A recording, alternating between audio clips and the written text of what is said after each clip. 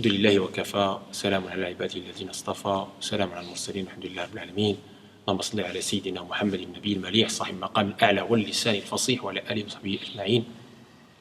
Toujours dans cette série pour comprendre et apprendre cette belle religion et bien maîtriser les concepts clés, nous abordons aujourd'hui le concept de talqin, la transmission, mais dans son sens le plus, on va dire, terre à terre. Allah tabaraka wa ta'ala a révélé à son prophète le premier verset qui fait honneur à toute la Ummah. Iqra, bismi rabbika alladhi khalaq. Lis.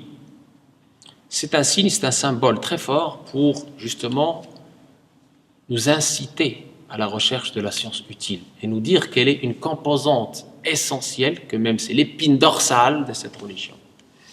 Alhamdulillah, nous avons beaucoup de mosquées, nous avons des piliers, nous avons des constructions, mais nous devons remplir ces mosquées par le fond qui est la science, par la formation, par l'enseignement, par l'éducation. Et cela commence évidemment par le cercle parental, par le cercle de la petite famille, puisque le prophète sallallahu nous a dit que Allah tabaraka wa ta'ala rend le père et la mère responsables, ra'in, par rapport à ces sujets qui sont les enfants. Et on va être jugé devant Allah tabaraka wa ta'ala par rapport à cette responsabilité. Pas seulement de les nourrir, pas seulement de les vêtir, mais également de les nourrir spirituellement, de leur permettre d'apprendre correctement leur religion, de leur transmettre ce secret, entre guillemets, cette lumière. Comment? Évidemment, il y a une pédagogie. Le prophète sallallahu alayhi wa sallam nous dit que chaque nouveau-né est né sur la fitra, c'est-à-dire la nature primordiale. Après, ce sont ses parents qui vont le rendre chrétien, juif, etc. C'est-à-dire qu'il y a un effet très important par rapport à cette première fréquentation qui est d'abord le milieu parental, le noyau, le premier noyau, le noyau de la société. Ensuite, évidemment, la fréquentation qui peut être bonne ou mauvaise, évidemment, et qui peut influer malheureusement négativement ou positivement par rapport à l'éducation de l'enfant. Le prophète sallallahu alayhi wa sallam nous a donné l'exemple par lui-même, parce qu'il savait que l'enfant a une importance capitale, que l'enfant est le père de l'homme. Il a incité les parents à prendre soin de leurs enfants, à donner du temps à leurs enfants. Lui-même, il a donné du temps aux enfants. Il cajolait les enfants des compagnons, il embrassait le Hassan ou le Hussein. Un jour, un bédouin l'a vu embrasser le Hassan ou le Hussein. Il lui a dit, moi j'ai 10 enfants, j'ai jamais embrassé l'un d'eux. Il a dit, man la yarham, la yurham. Celui qui n'a pas de miséricorde dans son cœur, Allah ne sera pas miséricordieux envers eux. Le prophète Sama voulait nous enseigner que cet amour, que cette affection pour nos enfants va les nourrir également spirituellement, psychologiquement. Ce côté affectif est très important. Déjà, le Coran nous dit par rapport à la maman qu'elle allaite déjà. Dans ce processus d'allaitement, il y a une transmission. Et ensuite, elle est la première enseignante de cet enfant. Le premier contact, il est avec elle. À l'âge de 7 ans, le prophète sallallahu alayhi wa sallam nous demande d'apprendre à cet enfant la prière, qui est l'épine dorsale de la religion. Ce lien avec le spirituel. Évidemment, il ne faut pas attendre 7 ans pour leur parler de religion, mais à 7 ans, on commence déjà, l'enfant commence à discerner, c'est l'âge de la scolarité, 6-7 ans. Ce n'est pas pour rien que le prophète sallallahu alayhi wa sallam nous a demandé de lui apprendre la prière à cet âge-là. Évidemment, continuer à l'accompagner, continuer à avoir la douceur, la bonne pédagogie pour lui expliquer les notions. À 10 ans, il nous dit donc soyez plus ferme par rapport à la prière et séparez les lits. Là, il y a ce qu'on appelle l'éveil sexuel de l'enfant. Donc, il faut leur montrer ce qui est bon, ce qui n'est pas bon, avec toujours la douceur et la pédagogie. Nous ne devons pas être des parents démissionnaires. nous devons être des parents missionnaires. Parce que justement, nous vivons aujourd'hui dans une époque trouble, dans une époque où il y a Internet, il y a une exposition abusive aux écrans, il y a une exposition à des sectes, à des idéologies destructrices de valeurs pour nos enfants. Donc il faut protéger ces enfants qui sont fragiles, fragilisés, non pas en les empêchant d'aller à l'école comme malheureusement le font certains, ça c'est non, ça va donner des effets contraires, mais en les vaccinant, en leur donnant les bons concepts, en essayant de les accompagner pour qu'ils comprennent ce qui est bon, de ce qui n'est pas bon, en essayant également de contrôler, d'encadrer leur exposition à ces écrans. Je ne dis pas qu'il faut interdire l'exposition aux écrans, mais il faut les cadrer, il faut les encadrer, notamment à partir d'un certain âge. Encadrer et cadrer aussi leur fréquentation, puisque le prophète nous dit dans ce que rapporte Al-Bukhari dans son authentique,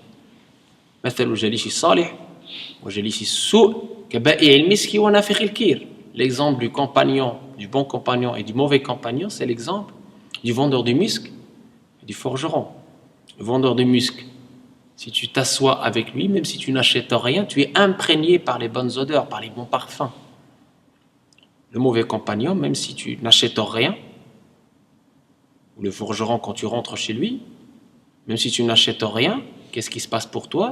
Tu es imprégné des mauvaises odeurs, voire même tes habits sont brûlés.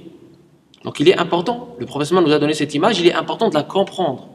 Parce que dans le processus éducatif, nous devons faire attention aux fréquentations de nos enfants. Il ne faut pas attendre qu'il ait 20 ans, 18 ans, 20 ans pour agir. C'est déjà trop tard. هي الأخلاق تنبت كالنبات إذا سقيت بماء المكرمات تقوم إذا تعهدها المربي على ساق الفضيلة مثمرة. Donc le bon comportement, c'est comme la bonne plante. Il faut semer la bonne graine dès le départ, dès le jeune âge. Apprendre à votre enfant la générosité en étant vous-même généreux. Apprendre à votre enfant la sincérité en étant vous-même sincère. On ne peut pas dire à notre enfant de ne pas mentir alors que nous-mêmes, il nous voit mentir. Apprendre à notre enfant l'excellence en étant nous-mêmes excellents dans ce qu'on fait.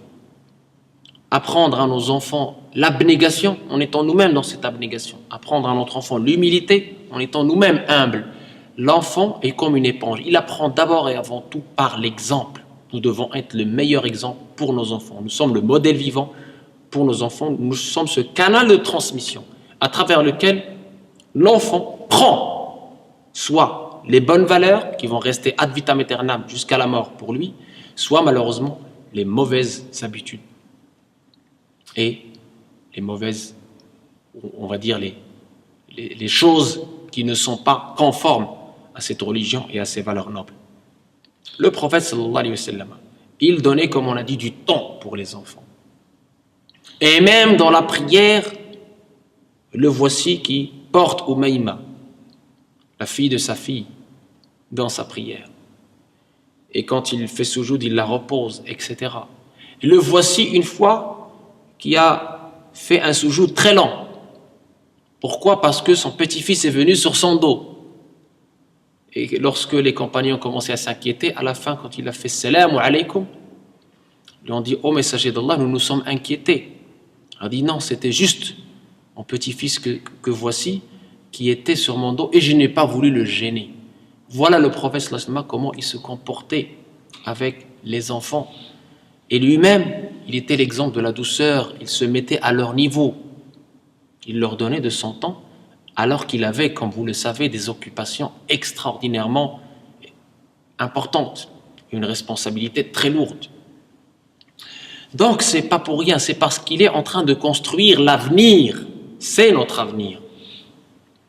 Et il faut, justement, et c'est le mot de la fin, veiller à ce que cette identité spirituelle soit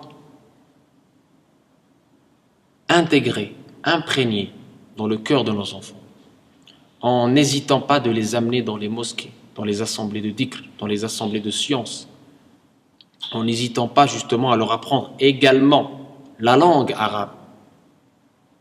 Pourquoi la langue arabe? Parce que c'est justement le moyen aussi d'arriver à la bonne compréhension des textes pour éviter justement les sectes destructrices qui se servent justement de l'ignorance de nos jeunes et de nos moins jeunes pour malheureusement souffler ou insuffler la déformation de nos concepts et appeler à la haine, appeler à l'exclusion.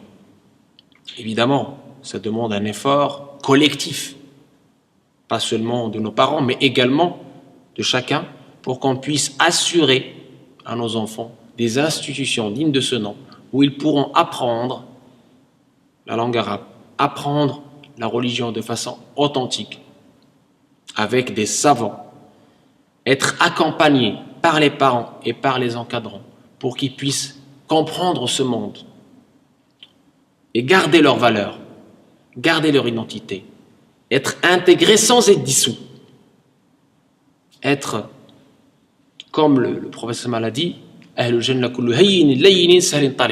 à la fois être jovial, être, on va dire, dans la bonne intégration, mais aussi être vacciné et être effectivement loin de tout ce qui est contraire à cette belle religion, loin de tout ce qui est agression, agressivité, et s'imprégner du bon comportement du dernier messager. Il ne faut pas hésiter chaque soir de raconter la petite histoire à nos enfants. Prenons un petit chapitre de la sira du prophète sallallahu alayhi wa sallam par exemple, ou de ses compagnons, ou une sagesse, pour qu'ils puissent aussi imaginer tout cela et grandir avec. Parce qu'on ne peut pas aujourd'hui construire les hommes de demain et les femmes de demain sans cet effort. On ne peut pas faire l'économie d'un effort personnel pour qu'on puisse à la fois vacciner et construire un avenir meilleur grâce à l'éducation, grâce à l'enseignement.